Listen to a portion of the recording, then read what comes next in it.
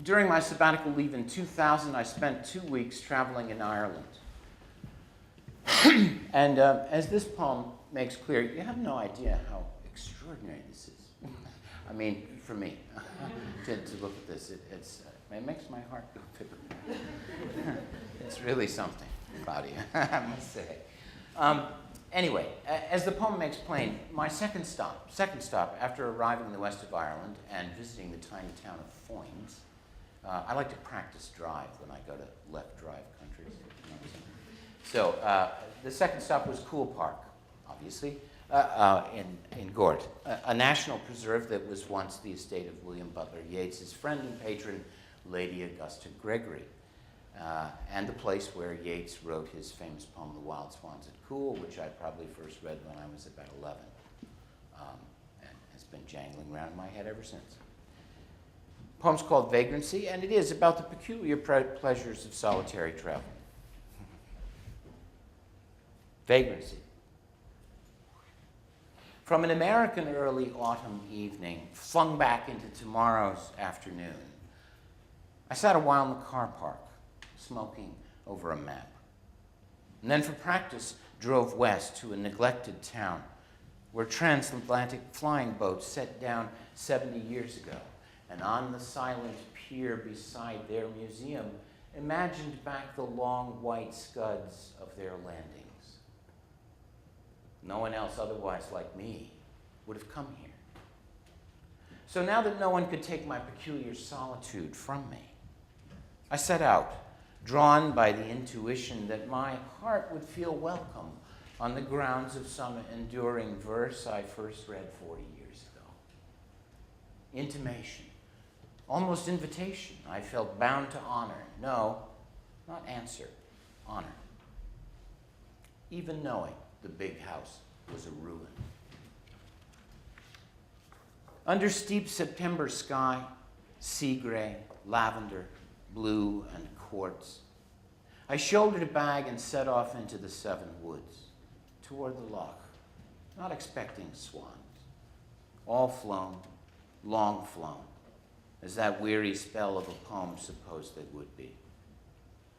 But on those woodland paths I made a loop of several miles, until I'd walked myself quite out of the life I'd yesterday begun to shed in the airport lounge.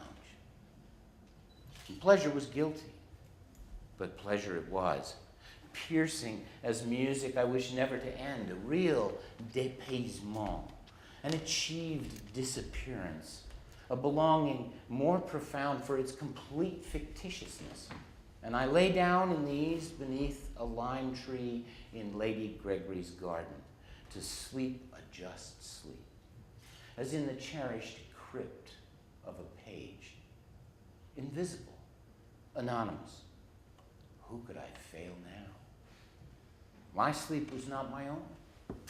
Who was going to wake me? Nobody I knew where I was, knew that I was this contented tramp dozing in September shade in a mildly famous garden. His hour of sleep would change me, just enough to make the next weeks happen, not exactly to me, but exactly.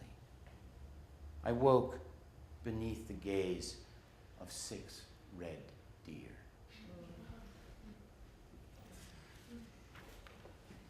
Thank you for listening. I really appreciate it a lot, and I, this is great fun. It's the first time I've read a big since like 1982, so it's very, very sweet. Winter Clock is the last poem. The title of my recent book derives from this poem, and though mostly in black and white, it's a little on the painterly side. Ask Claudia will tell you. So here it is. It's short.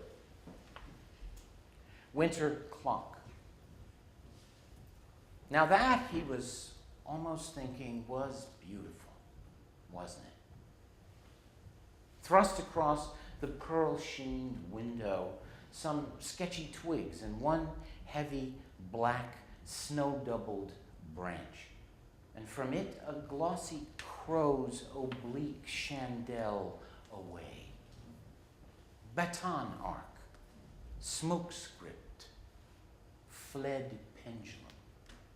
A second's, the hour's, famously ordinary signature, fleeting root, at the afterfling of which he couldn't really call what he felt wonder, since it seemed to have departed the coast of a rumored island and had been sailing most of a lifetime toward him. Thanks very much.